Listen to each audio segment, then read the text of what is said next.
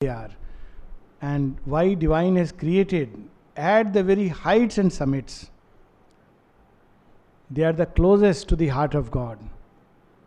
And it is said that their vision is so different because they don't see the way we see. They, first of all, for them, the human lifespan is nothing. We are very much, 50 years, 70 years, 80 years, for us is like too much. After 80 years, the person feels, I have lived long enough. For that height, probably 80 lives is a moment. It just passes like this. So their vision is very different. Second, we are very much attached to the external form and all that happens to it. But their eyes is fixed on the inner truth and how that is growing and developing itself. Just as if we see something which is imperfect, we pick up a vase or a bowl which we are preparing, it's not well done, so we put it back to the mud and then we create again. We don't think twice that, oh, I have after all done so much labor, what will it think?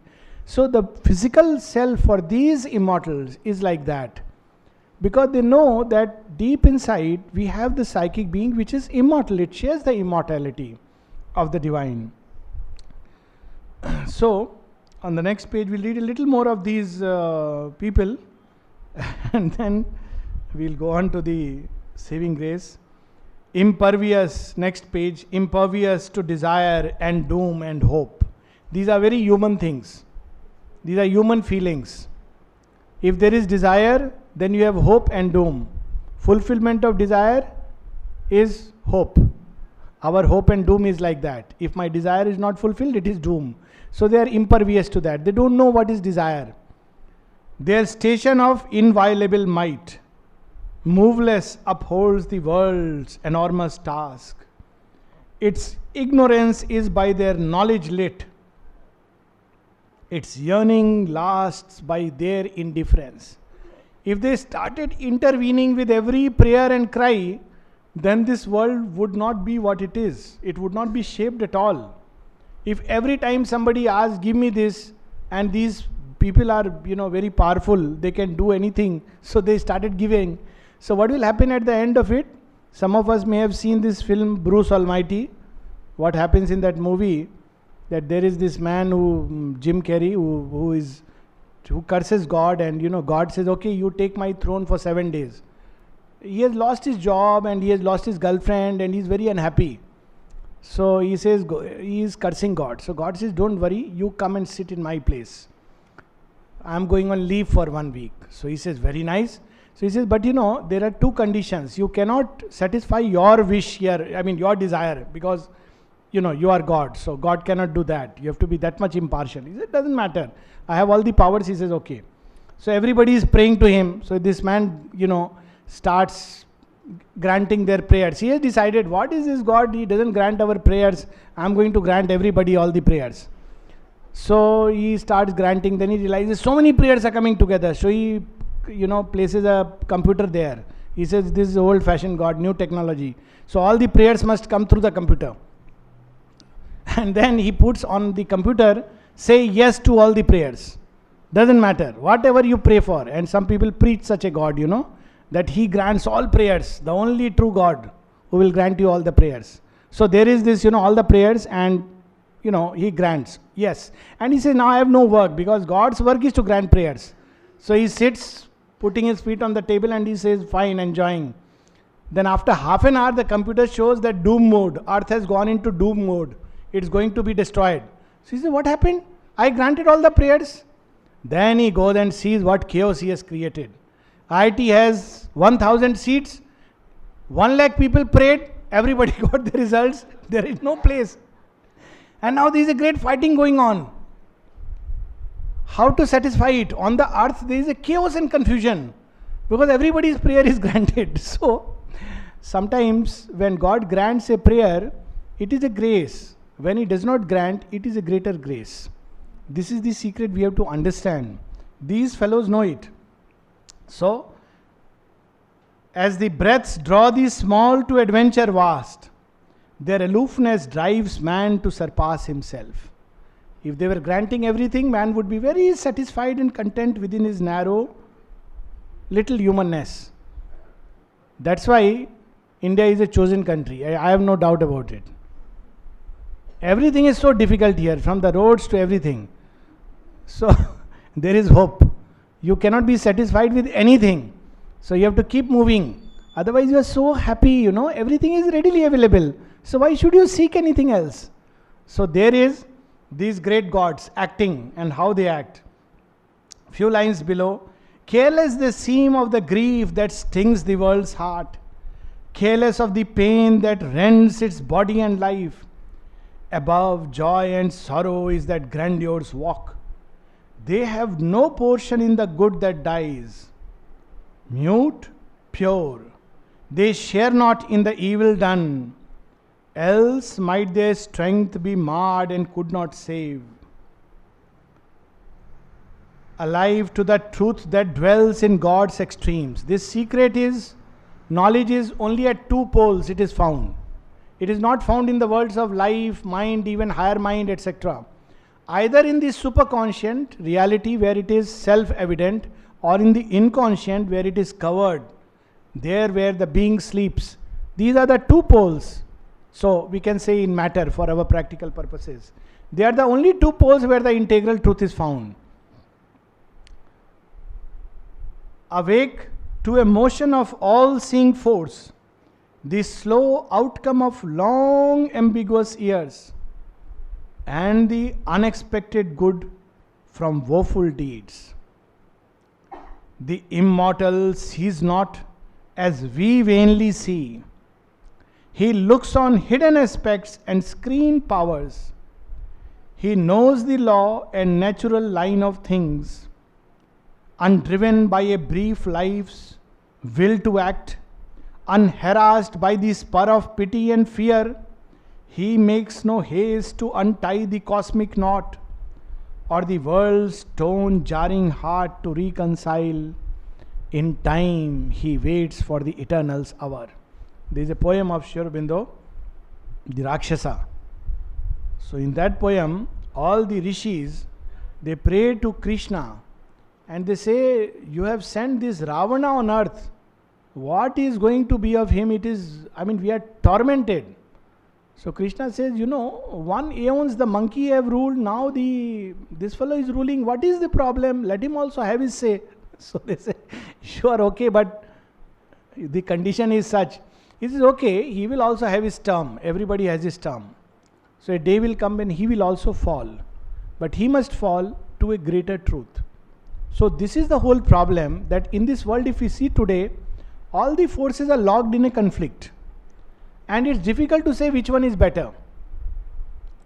Whoever seizes the throne becomes as good or as bad as the previous one. So there is no haste. He is waiting for all of us to be ready with all this conflict. In time, he waits for the eternal's hour. When the moment comes, then things happen like this. But if we wait for these great gods, probably human beings will lose heart, lose faith, lose hope. So evolution occurs in two ways. One is by the action of these great gods who change the course of world events and take it through the slow evolutionary march. And the second is through a direct intervention of the divine, the avatar, the incarnate. This has to be done from time to time because we are very poor students and we need grace marks. Otherwise, if left to these immortals, we will always be having some problem or the other. So there is the intervention of the divine, and that is the secret, another secret that Aurobindo is revealing to us. Yet a spiritual secret aid is there. While a tardy evolution's coils wind on, and nature hews her way through adamant, a divine intervention thrones above. So what he is telling us that all right, that is true, but I am with you in your difficult journey, with all of us. And in crucial hours of the earth's history, the divine incarnates to carry it through a very difficult passage as a leap. So, alive in a dead, rotating universe, we whirl not here upon a casual globe, abandoned to a task beyond our force. Actually, if we read these lines, we feel really man is greater than the gods. These gods don't know what it means to cry and lose and suffer and pain. Human beings go through that, and yet they can keep hope. That's the beauty. And that is because within us dwells Him whom even the gods know not. He is with us, and that is the hope and the surety. Even through the tangled anarchy called fate, and through the bitterness of death and fall, an outstretched hand is felt upon our lives. It is near us in unnumbered bodies and births. In its unslackening grasp, it keeps for us safe the one inevitable supreme result. Whatever be the ups and downs, there is something that is given to us as a destiny. Whether we have come, like, Anandji has arranged some nice things to eat and something to take as a message. So it doesn't matter whether we have come 1 day, 2 days, 1 hour, whether we have heard, not heard, forgotten. At the end of it, there is a prize for all of us. So there is something which He has kept for all of us at the end. I am disclosing the secret, what is below the covers. The one inevitable supreme result. At the end of all our failures and passes, our report card, last final report card, the divine has already decided. And that report card nobody can change. Even if we are the dullest of students, He will make sure that we deserve that. No will can take away and no doom change the crown of conscious immortality.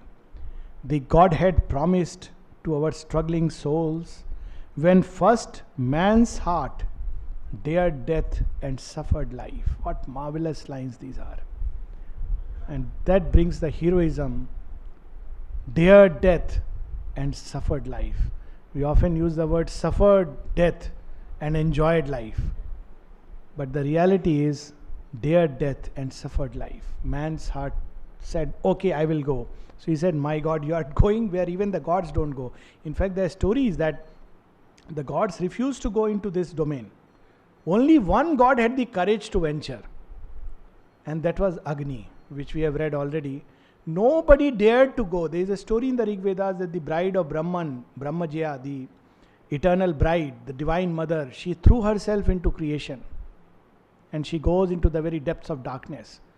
Now, the divine up there is feeling little alone, as the story goes. So he asks the gods to find out, where has she gone and disappeared? You have to bring her back. So all the gods try and they refuse. They say, we can see the darkness. Even Varuna, the vast, he finds it difficult to plunge.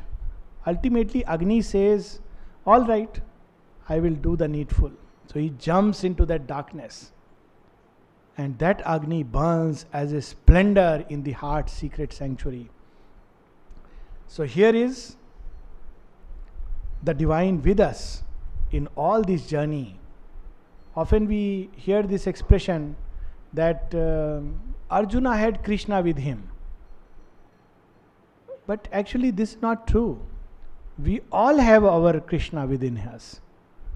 And Arjuna did something and he got the full guidance of Krishna. And if we can do that, we will get the full guidance. And that is like Arjuna in the battlefield of life. Instead of running away and shirking, we can say, Shishyasteham sadhimam. Take me through all this. We will also have that because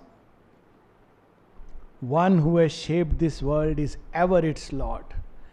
It looks like a battle. We don't know what is the result, but the divine has already decided it. One who has shaped this world is ever its Lord. Our errors are His steps upon the way. This is the greatest Vedanta, the completest reconciliation of all things. Error is our human language. When we say mistakes, errors, it's all our human way of looking, they are necessary up to a point.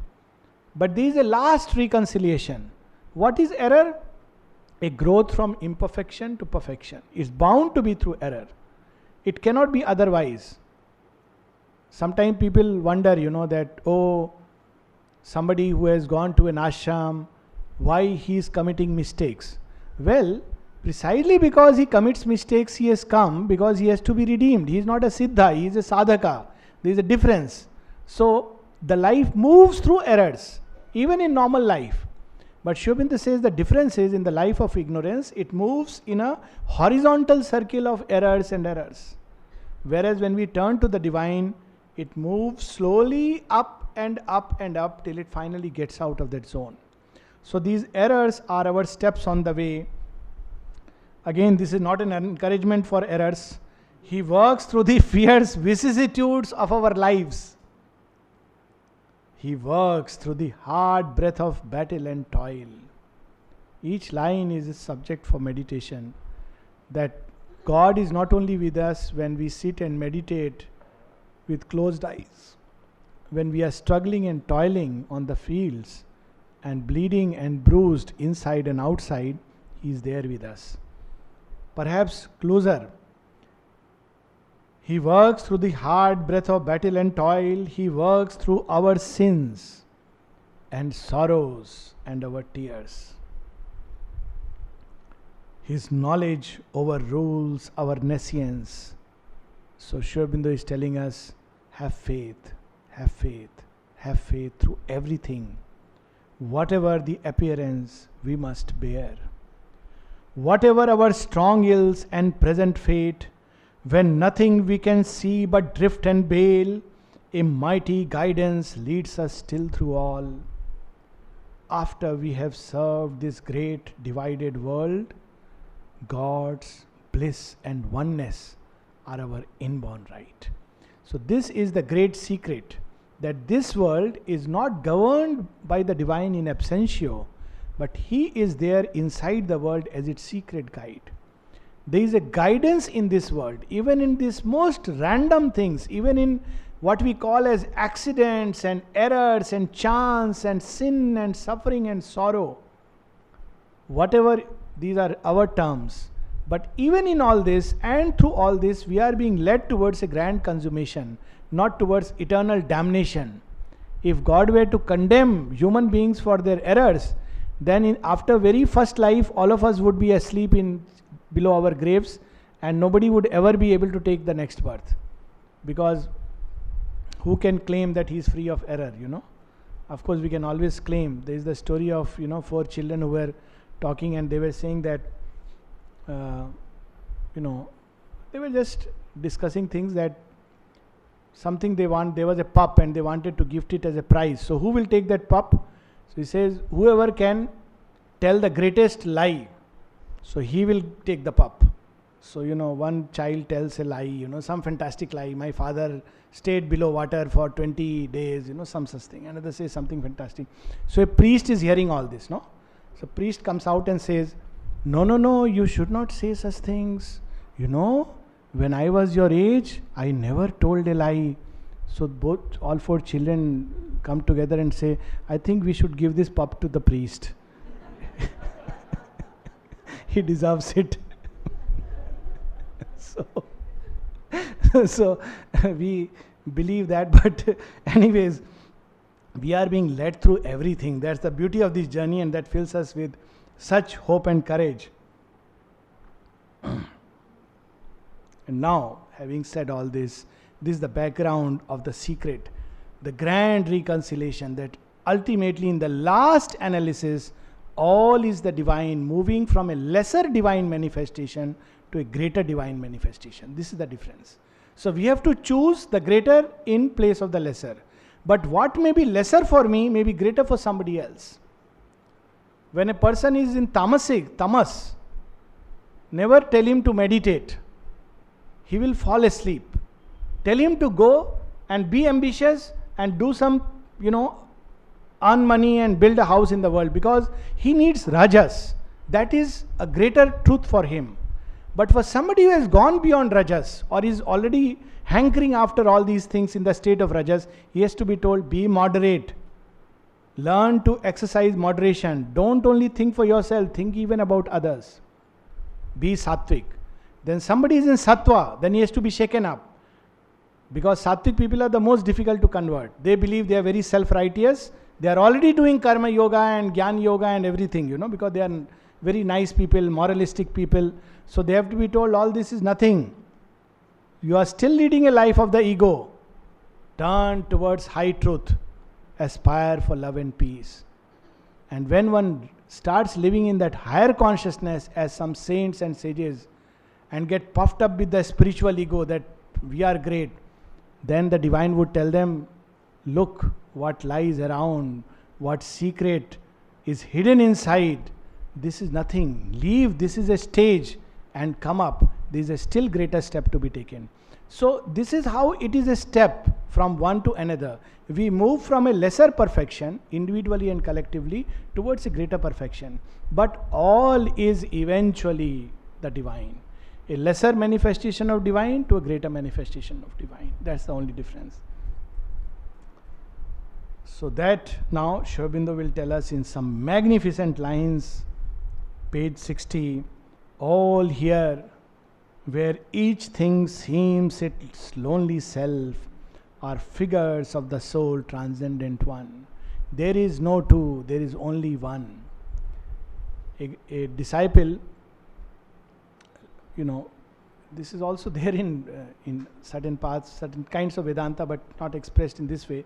So he leaves his master and wants to lead his life outside. So he goes and he is enjoying that life. So master decides to bring him back. So he goes there and he's looking for the disciple, and disciple is, now he has become a normal, he's just enjoying this usual life. So he is waiting and watching for a procession of the king which is coming. So the this master sees him and nudges him and asks, what are you waiting here for? Master is in disguise, he doesn't recognize. He says, don't you know the king is coming from that side? Don't you know this is a great event? So the master asks the disciple, I can't see. Tell me who is the king, where is the king? He says, you are really a fool. Don't you see that king is riding on the elephant, coming on the elephant? He says, what? I don't understand. Which is the elephant and which is the king? And who is riding on whom? So he says, you idiot, the one on top is the king. The one who is below is the elephant. Now do you understand?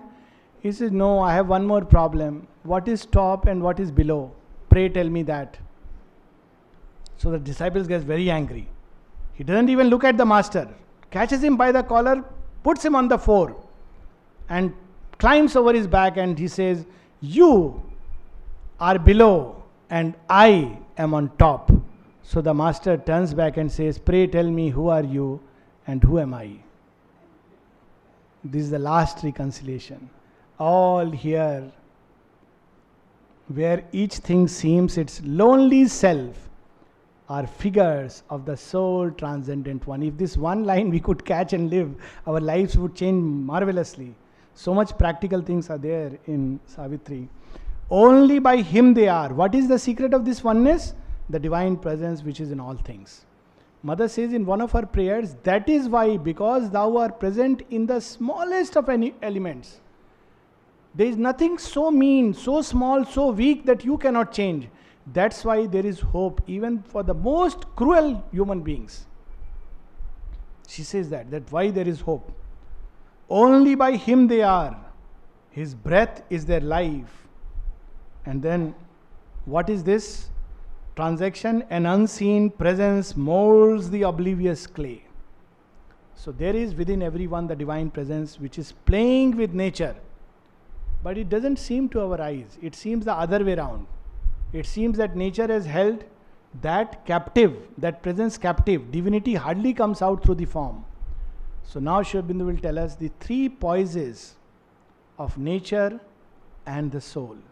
It is the same truth. In the highest, they are the Ishvara and his Shakti, and they are one. There is no separation. As the mother says, without me, without him, I exist not. Without me, he is unmanifest. At that level, they are one. But that is the supramental and beyond. That truth is revealed there.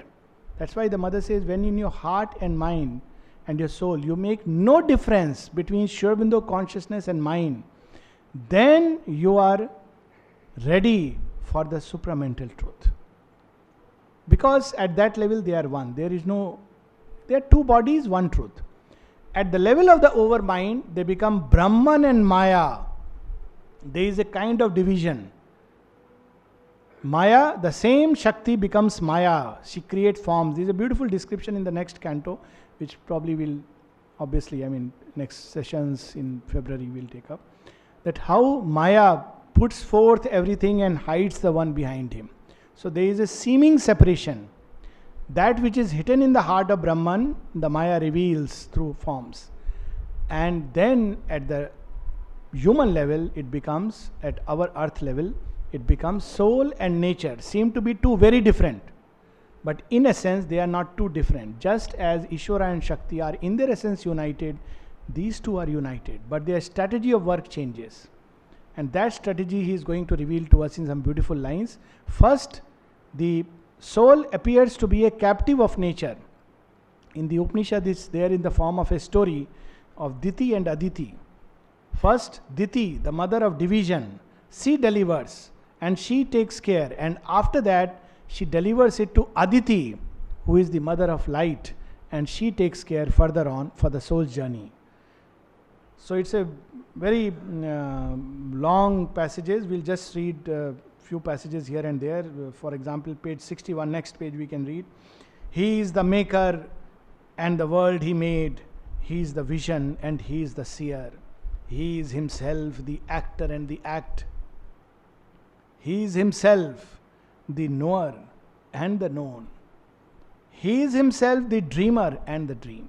Now this is a secret knowledge. In traditional yogas, they say the world is a dream.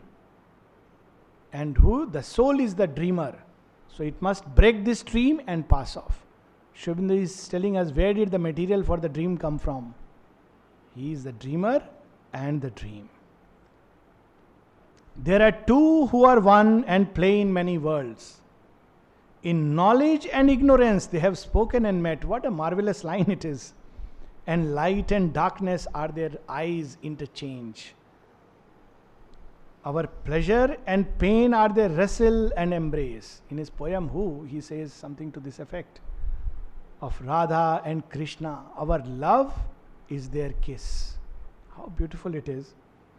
Our deeds, our hopes are intimate to their tale. They are married secretly in our thought and life. Everywhere, it's just impossible to separate them. When nature is quiescent, then it goes into that mode which we call as the soul. When the soul puts itself forth into creation, it becomes nature. And of course, eventually it becomes surface nature, which it seems to lose itself completely. Thus have they made their play with us for roles. Author and actor with himself as seen. He is the script writer, director, playwright. He moves there as soul, as nature she. So this play goes on. Then there is a beautiful image that in the initial phases in this play it seems that nature is active and the soul is inert. That's what appears in our life. Where is the soul? We don't feel it. Everything seems like nature's machinery and we are driven by nature. So in the next page, on page 63, this is the knot that ties together these stars. Everywhere these two are present. It's not only in human beings. Everywhere there is a divine element and there is the nature. The two who are one are the secret of all power. The two who are one are the might and right in things. In one of the places, Aurobindo, of course in his poem also he mentions in his aphorism that what is an electron? We have so many descriptions. And Aurobindo says,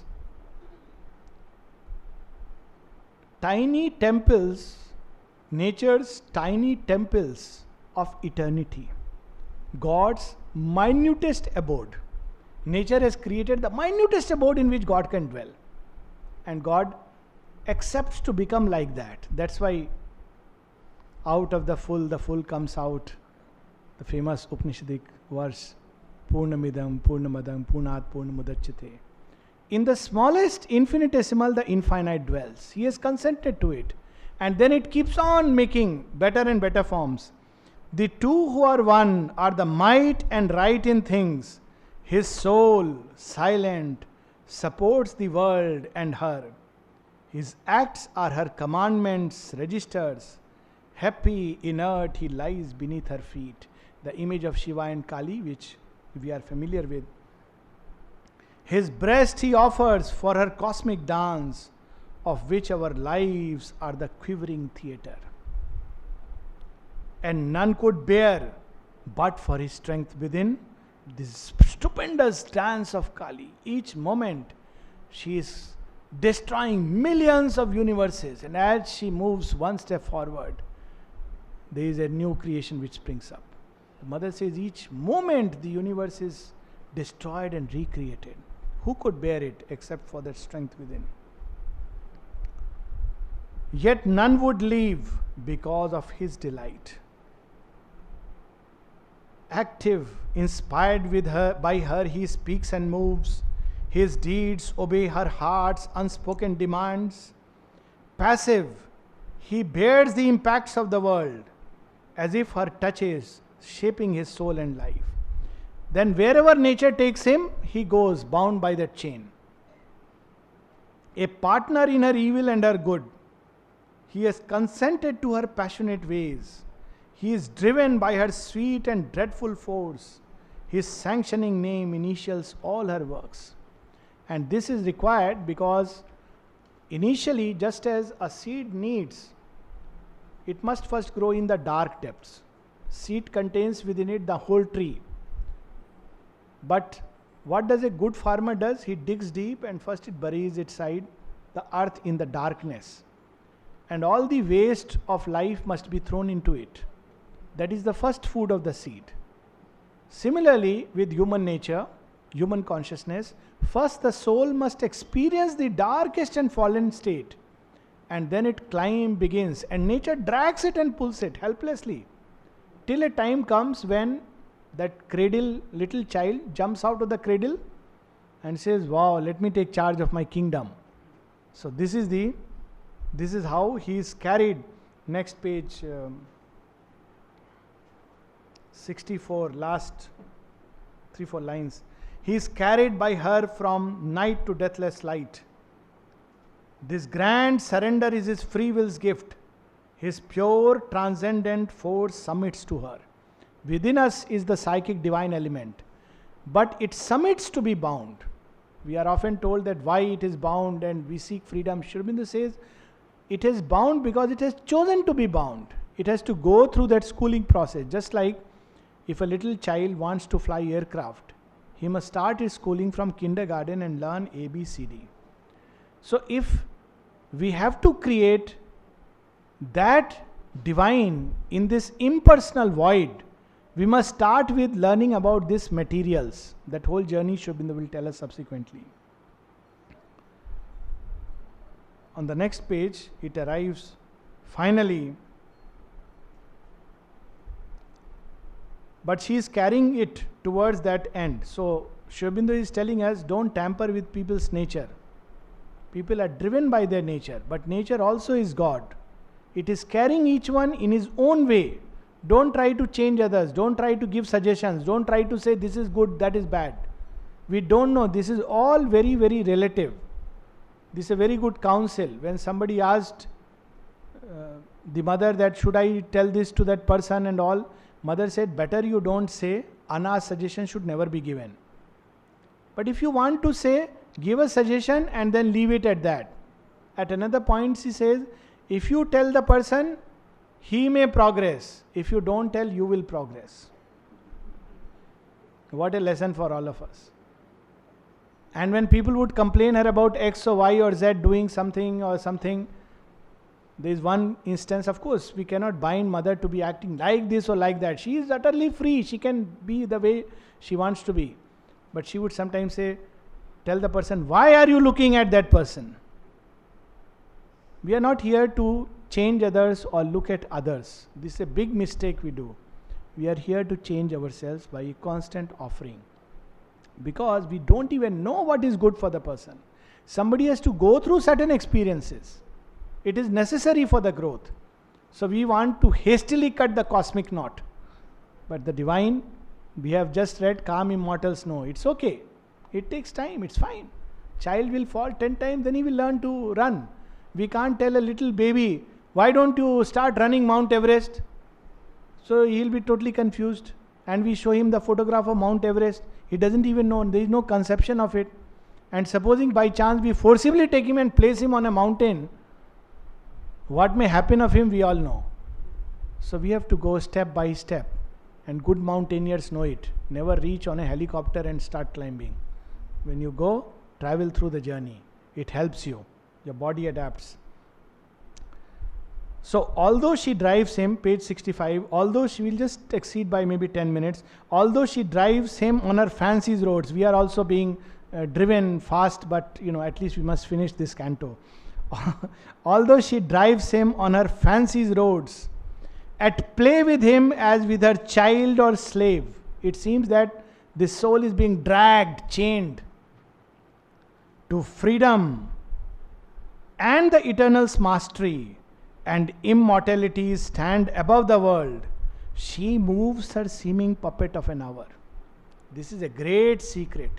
If we just remember it, much of the problems of our everyday life will be over. We will never tell another person to do this way or that way. We will mind our own business, as some of the youngsters have started to tell us. They are surely inspired with this knowledge. Try telling a young child, do this, do that. He'll say, please mind your own business. They don't say in so many words, but sometimes they say in so many words. And they know this secret. We don't know. We want to change them, and they tell us, have you changed yourself? Please change yourself. Don't tell us. We know what to do, and we will. And actually there is a deep truth in it.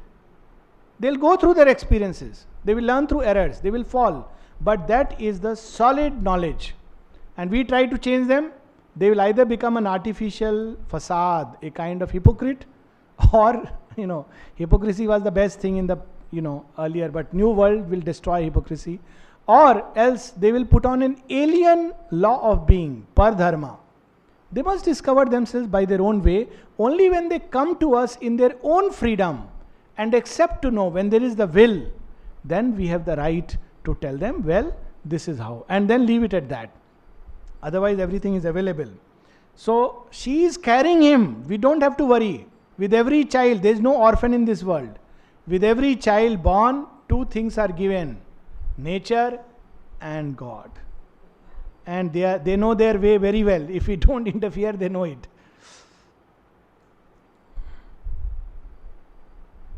Okay, so this is a very beautiful passage, but we'll rush through. But conquering her, then is he most her slave. He is her dependent, all his means are hers. Nothing without her he can, she rules him still. At last he wakes to a memory of self. Her highest heights she unmasks and is his mate. Till then he is a plaything in her game. We have to be prepared to master nature. She will not eat like that. All artificial means of controlling human beings in the end don't serve the purpose. That's why you see the divine who knew everything, who knows everything, he builds this world in freedom. All external means, impositions may be necessary for a very short, brief-lived good for some purpose. You have to make some rules and laws for a certain practical reasons. But they should never be made for deeper reasons. We should never say, this will change. They will never change anyone. They will teach fear and falsehood. But we need to make certain rules for practical purposes. You have to have a time for dining room. You can't say anytime anybody can come and eat. But Lord was so flexible that when somebody complained about Dara that, he doesn't come for dining room, we had to wait. So what should we do? Expecting that he is going to call him and tell him something. So Aurobindo gives a novel solution. Take food and take it to his door and give it to him. So then the person tried it after 3-4 days. He says, but he doesn't open the door. What should we do now? Again, new solution. You put a nail outside the door and hang it in a divine accepts and honors our freedom, because that is the only authentic way to grow. Till then, he is a plaything in our game. Whatever we may, appearance-wise, we may change. And finally, he gives two more secrets, and then we will close this passage. We all know very well, page 66 and 67. So I'll not read it. The master of existence lurks in us. This is the great secret which he has told us in so many words. And it is he who is playing at hide and seek with his own force. He is hiding himself. Who are we to reveal? We rush to say, tell everybody, mother is divine. Mother has concealed herself from somebody. Who are we to say? When she wants, she can reveal herself in a moment, like a flash. So this is what he plays at hide and seek with his own force. All nature is her playmate. Anytime she wants, in a flash of a second, she can reveal herself to whomsoever she wills. No qualifications required. And if she does not want to reveal, then a Massachusetts postgraduate or a Harvard University professor will come, stand at the doors of the ashram, maybe meet and read all the books. At the end of it, he may say, okay, maybe Aurobindo was very intelligent. He was, he was a great thinker and philosopher. Beyond it, he cannot think, because that is his limits. Why? Because mother has chosen to conceal herself. And that is the secret we have to know. He is playing at hide and seek with his own force. What is this universe? His house. The immanent lives in man as in his house. He has made the universe his pastimes field, a vast gymnasium of his works of might. This is a gymnasium, and we are on an exercise. Wherever we go, there is a constant, he is carrying us. All knowing, he accepts our darkened state. This is what we should remember when we are confronted with people who are difficult and impossible people. We very easily condemn human beings. What we should know, if divine has accepted XYZ, if divine has accepted us in our fallen state, who are we to condemn? He is all-knowing and he has accepted us. Divine wears shapes of animal or man. Who is running and dancing and jumping on the road like a hooligan? Divine is wearing this terrible mask. Life will become so enjoyable. Rather than saying, oh my God, these people nowadays, they put so loud music. Oh, divine is enjoying this kind of music. He can even do this. This makes life so wonderful and so marvelous and so much at peace. Otherwise, we are all the time worrying about what we should not worry and not worried about what we should be concerned. That is ourselves. Immortal, dallies with mortality. He is enjoying this game. Next page. Why he has done this? The absolute, the perfect, the immune. One who is in us as our secret self, our mask of imperfection has assumed. Who has become imperfect? Who has become sick? Who is dying? It is the divine who is wearing these masks and assuming these stages. He has made this tenement of flesh his own, his image in the human measure cast, that to his divine measure we might rise. This is the secret Aurobindo is revealing us, that why divine has become like us, so that we can become like divine. But what we want is, we want the divine to become like us and remain like us. He becomes like us so that he can carry us to that wideness. We say, oh very good, you have become like us, now remain as small as we are. So all the time you should be a divine, always consenting to our desires. We don't want to give these things up. So, but he has his ways. This transfiguration is earth's due to heaven. This mutual debt binds man to the supreme. His nature we must put on as he put ours. We are sons of God and must be even as he. His human portion we must grow divine. Our life is a paradox with God for key. So this is the secret, and we will end with this wonderful passage. Sri Aurobindo has revealed this secret knowledge that within earth there is a great plan, and this is being worked out through time, and there are some people who are in the privy of this plan. From time to time they come and facilitate it, and above all the divine is carrying this great journey, and there is nothing else but the divine. Sarv khal vidam brahman ekameva dvityam, in the deepest sense, profoundest sense, nature and God are one. This is the great truth he has revealed. So we will ask, you have given us such a broad road map. What we see everywhere is darkness and darkness and more darkness. We see Jammu and Kashmir problem going on. We see Afghanistan problem going on. We see Iraq, and we see China, and we see America. Everywhere darkness seems to increase. And you are telling all this plan? Tell us when it will be.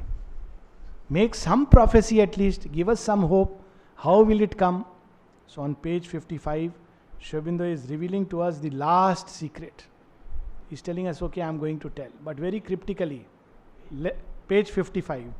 Left for each one of us to understand our own way.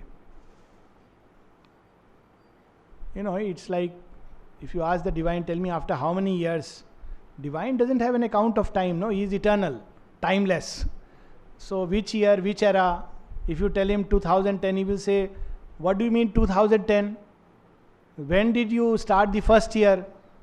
My year started long back. So he says, if I tell you in my language, you will not understand. So I will tell you a secret. So when Durvasa was asked, when will reign of Kansa end? Durvasa said, when a little baby lifts the Govardhan on a small finger, know that Durvasa's reign has ended. So everybody interpreted in their own way. One group interpreted, it means it will never end. Can a child ever raise? Other people say in heaven it will end. And of course, they were Sri Aurobindo's disciples. They are also that time. They said, Mom, I am not going to school from tomorrow. I'll do exercises. That small baby, maybe I am that baby. So he is telling us how this reign will come to end, how this mass transcendent. What is this world? First he has used the word veiled. This is the hood of omniscience. In one of his poems he says, hood of omniscience. This world is a hood. This darkness is a veil of omnipotence. So he has here used the expression mass transcendent. Thus will the mass transcendent mount his throne. So what will be the state? There must be some ceremony. We must welcome. We must know. We must invite him. Print cards. We love to distribute cards. So and so seminar and conference will be held at Sri Aurobindo Bhavan, and so speaker is going to come from Pondicherry. So divine has a very nice way of doing. He doesn't believe in all this. So how he will come? Like he entered in Yashoda's place quietly. Thus will the mass transcendent mount his throne when darkness deepens, strangling the earth's breast, and man's corporeal mind is the only lamp. As a thief's in the night shall be the covert tread. He has told us, still we don't listen. We say, Lord, supramental world has come, why this darkness? Of one who steps unseen into his house. Look at it, the expression. Sri Aurobindo's, the divine's house is not parliament. He has just said, which is his house? This is his house. How he will come like a thief? In little babies. He doesn't care about changing politicians, but he is changing the children. Just 2 days back, there was an interesting debate on the TV. All the big people had come, the big fight, and they were discussing the fate of Jammu, Kashmir and all these problems. So all of them had the elder ones were fighting vociferously, each for his own plot of land. One little voice, one teenager, little past teenager, he said, I don't know, can't we leave aside our religions and all this and sit together and talk? It was so natural to him. I am sure, I have not the least doubt, 20 years, 30 years, maybe at the most 50 years later, our children or grandchildren or their grandchildren, when they look back at the history of all this which is going through, they will say, my God, in that generation there were people who were fighting for religion. They were bombing people for religion. My God, my great grandfather was a terrorist, and in the name of God he was doing all this. They will laugh. Why? Because God has stolen himself into the heart of these little babes. This is his way. When Shri Krishna had to defeat Kansa, he didn't raise an army. He went and enjoyed with Gopal, with Gwalbal, all the little, and he said, let me enjoy, and we will see what is to be done about Kansa. Let his reign little bit continue. When the time comes, I will do the needful. As a thief's in the night shall be the covert tread of one who steps unseen into his house. A voice ill heard shall speak, the soul obey. A power into minds in a chamber steal. A charm and sweetness open life's closed doors, and beauty conquer the resisting world. Who will conquer this resisting world? Not strength, beauty. It will become impossible for us to think and feel the way we think and feel right now. It will be ugly.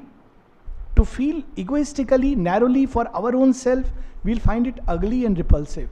So beauty will conquer the resisting world, not by strength. The truth light capture nature by surprise. A stealth of God compel the heart to bliss, and earth grow unexpectedly divine. And the last 4 lines, a reminder with which we should end actually. They are the right lines to end. A few shall see what none yet understands. After giving us the secret knowledge, he is still telling us, I know none of you will understand. A few shall see what none yet understand. God shall grow up while the wise men talk and sleep. Again, the images of growing up through a baby's. Each baby's generation of children is different. And this is the hope. Hope is not in parliament, doesn't matter. That is the old world that has to die. They must fight actually. How will they die? How will they destroy each other? So they must destroy each other. Like Yadava clan in the olden days. They destroyed each other. So they must fight so that all systems of governance are destroyed. And out of no governance, a new governance comes up. So here we have, God shall grow up while the wise men talk and sleep. For man shall not know the coming till its hour, and belief shall be not till the work is done.